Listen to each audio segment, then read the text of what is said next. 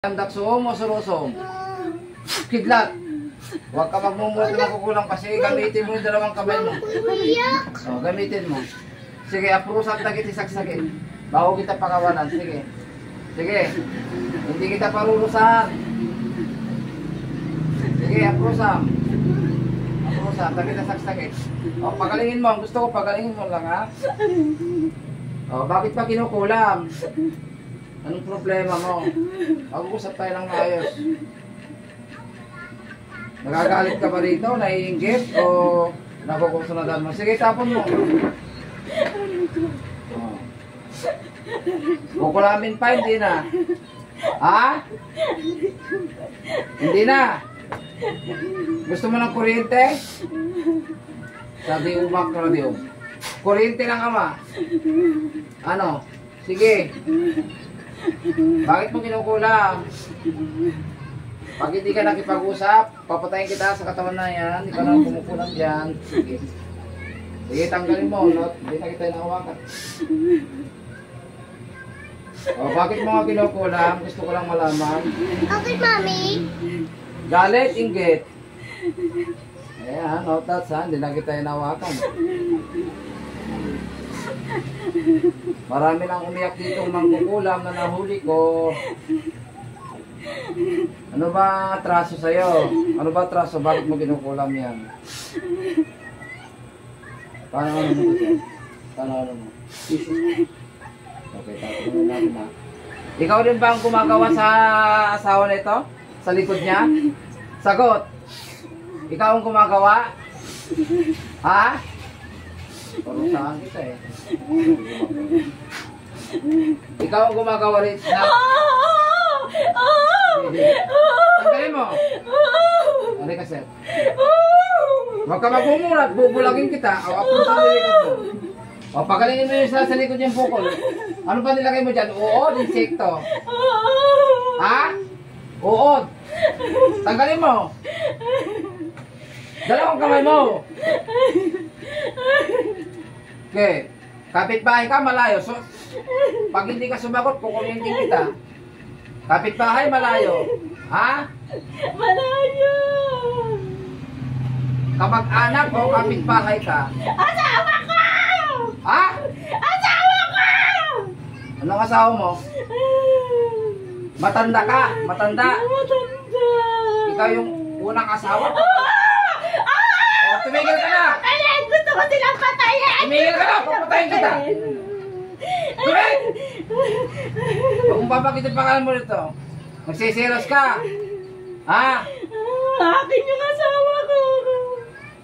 Eh, bakit kasi... Wala ako ng kasama yan eh. Bakit kasi iniwan ka? Masama siguro yung ugali mo. Napakulang ka pa. Hindi naman ako manggugulang. Pinagawa ko lang.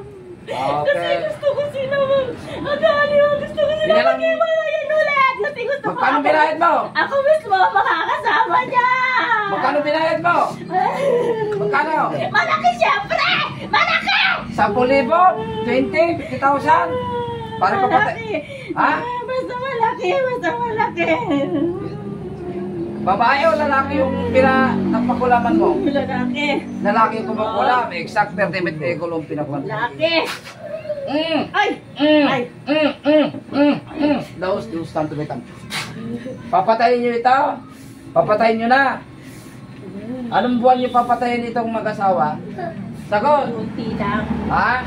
Tunti. Para hindi alatado. Oo, siyempre. Basa na kita, oblim-oblis. Tikman mo ang panaksa. Ay!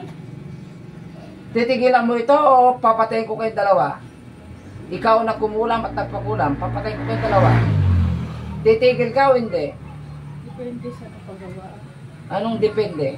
Pag pinatay ko kayo, wala na kayo. Kung ano sasabihin na nagpagawa sa akin, Tanggalin mo na yung galit. Ha? Inggit. Bakit kayo niwala yan? may kasalanan din ako. O, yun pala eh. Sino unang nagloko? Ako. O, ikaw pala eh. Sira ulo ka. Tapos, ayaw mong nung nag-asawa ng iba, Pinangakuan kasi ako. pinangakuan ng... Babalikan ako. Eh, Problema nyo na yan. Itong babae nito. Problema nyo yan. Ano yan. Problema, love nyo na yan. Wala na ako dyan. Ang Magsama.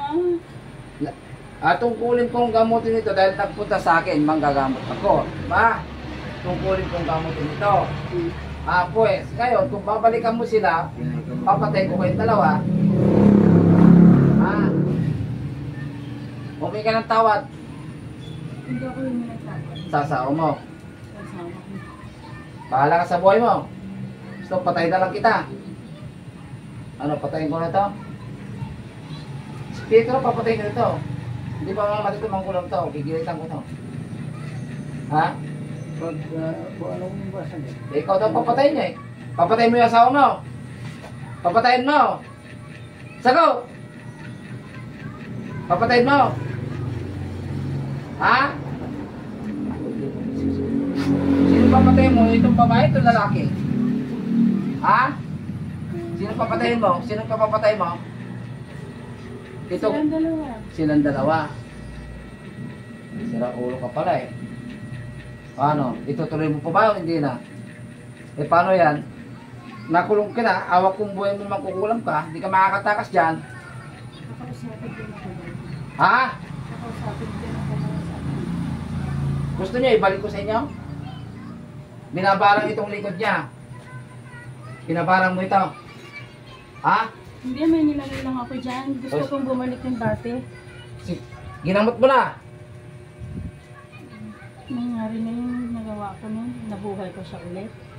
Eh dahil malakas ang kanyang pananampalataya sa Diyos. Diba sir? Hindi mo basta-basta mapapatay ang isang tao kahit gaano ka malakas na mangkukulam o mababarang. Kung malakas ang kanyang faith sa amang makapangyarihan sa lahat ay liligtas pa rin siya at magpapadala ng Ama para labanan ka. Pigilan ka sa gawain mo. Ano, magmumupon ka na. Eh kung ayaw na sa'yo, divorce na ba kayo? Ha? Divorce na kayo? Wala na. May mga anak kayo? May asawa ka na rin ba? Ha? Ngayon? May asawa ka na ngayon? Wala. Kaya gusto mo siyang agawin. Hindi, nangako siya sa akin eh. Hindi ko siya inaagaw. Kinukuha ko lang yung akin kasi pinangakuan Sige, niya ganito ako. na lang. Kung ano man yung problema yun, magkapatawaran na kayo. Mag-usap ko yung dalawa. Pagbibigyan ko kayo. Huwag lang umantong sa patayan. Hanggat maaari, ayaw kitang patayin. Dahil tao ka rin at nagkakasala. Kaya tama mo yung pagkakamali mo. Kung mag-usap kayo, sir. Yung dati mong asawa, nakasabi dito. Kausapin mo. Kung maaari, huwag ka ng tawag. Hindi mo na ako natawag Sa akin na mismo ko sabi, nakasalit mo. Natawagan na kami. Siguro hindi tayo para sa isa't isa. Ba't mo pag inulubuhan ko? Ba't ka po lumapit sa akin? Ba't ginakakuhan mo pa ako? Nagdala ko kasi, maghihiwalay din kami ng dalawa. Ba't hindi mo muna inayos yung sa inyo bago ka lumapit sa akin? Ayun ha, ano na nangyari? Nananahimik na nga ako. Tanggap ko na nga na wala ka na sa buhay ko. Tapos lumalapit ka sa akin, pinangakuhan mo ko ng magagandang salita. Tapos makat-makat malalaman ko, kayo ulit. Kaya nga ako pumunta sa iyo nun, di ba? Hindi mo naman ako hinarap. Ano gusto mong mangyari? Eh siyempre may mahal siyang iba. Kailangan magkapatawan lang, magmumod na kayo sa isa't isa kung talagang ayaw na sa'yo. Tapos ayaw na sa'yo, ay kukulamin mo, tapos papatay mo pa, di lalong magkakasala ka sa taas. Tama? Ha? Hindi ka makakaligtas sa taas. Kasi gumamit ka ng masamang kapangyarihan. Oh. Lobat na siya. Ano? Ikaw tatanong ko, ano ba plano mo? Eh, manahimik na ako. So, hindi ko ang buhay ko ngayon. Sigurado ka na ba dito sa kinakasama mo? Oo. Eh, asa kanya kung magkakahiwalay kami. Tapos? Eh, pag hindi kami Babalikan mo ako? Eh, wala mga nahihilat. Kaya naman ako. Baka hanggang salita lang niya, Junior ha. Hindi. Yun na. Kasi malaki na ang kahiyan mo sa akin. Kung gano'n na... Pero yung anak nyo, sinusuportahan mo rin. So, tapos na. Tapos na rin. Napag-aaral ko sa Napag-aaral na. Tapos ako naman nung pagpunta sa akin sa Manila, hindi lahat kayo na. Hindi ako nag-pera.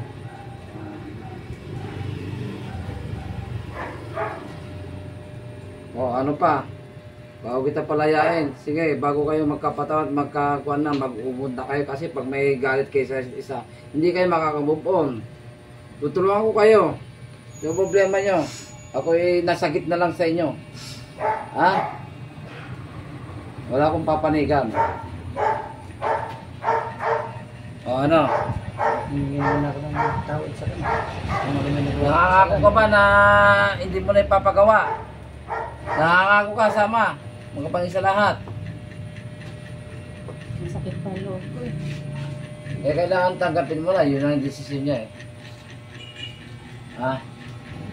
Siguro talagang meron pang darating na magmamahal din sa'yo na ipagkakalob ng ama. Ano? Alam mo ba yung ginawa mo? Yung nagpakulam ka? Para ka na rin bang kukulam. Nagtsukan lang din naman nila ako eh. Wala naman ibang nagusto sa akin. Eh alam mong masama yun eh, masama. Magkakasala ka sa taas, magkakasala ka pa sa batas ng tao. Tatay mo! Pwede nga lang daw, papatay na namin kayong dalawa eh. Huwag kang gumamit ng dahas. Kung gumamit ka ng dahas, sa dahas ka rin mamamatay. Tandaan mo, ano? Ha? Ano? Ano? Kapag hindi pa bumalik sa akin, ako papatay sa iyo. Papatay kita sa spiritual. Tatanggalin ko yung spirito mo. Sumubo bang mabuhay? O hindi na? At magbalik at magbago sa Panginoong Diyos Ama. Ha? Ano? Bibilang kita ng 3. Babalikan mo pa, hindi na. Hindi na. Ha? O manumpa ka sa Panginoong Diyos Ama at sa asawa mo. Sige. Manumpa ka. Pag bumalik sa akin yan, talagang tutuluyan kita. Sige. Huwag mo na ako kulong di ara. Bigyan, huwag mo na akong balikan kahit may problema ka sa asawa mo. Huwag ka na magsasalita kasi pinagulong-gulong ang asawa na magkakalit sa akin. Sige, hayaan mo kayong dalawa ng asawa mo. Pero pag ginulo mo pa ako ulit, parehas na kayong dalawa. Okay na magkapatawan na kayo. Nangako na sa sayo, sa Diyos, na hindi ka na naguguluhin. Ha? Pero pag umulit ka ulit at nagpunta sa akin ang dalawang ito na magpagamot dahil tungkulin ko, dahil ako'y manggagamot na inilang ng Diyos para pigilan ang mga gawain ninyo na masama at karumag-rumag sa libutan. Ha? Ibigay ka ng pagkakataon para itama nyo at magbalik loob kayo sa Ama. Hindi ko kayo papatayin. Iwaksin mo na yung gawain na ganyan, yung pagpapakulam. Ha? Parang nakasala na ang iyong kaluluwa sa demonyo.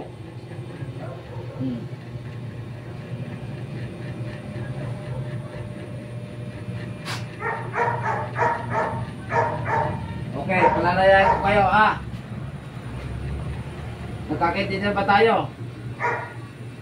Madam? Ha? Hindi mo na ipapakulam to, palayain. Kung talagang mahal mo siya, palayain mo. Ha? Okay, sige. Sa ngalan ng Ama, ng Anak at ng Banal na Espiritu Santo, lisanin niyo ang katawan nito at huwag na kayong babalik magpakailanman. Sa ngalan ng Ama, ng Anak at ng Banal na Espiritu Santo, lumayas kayo sa katawan nito. Sa Torah Puti ito. Layas! Bulat. Ano nangyari? Mahaba yata yung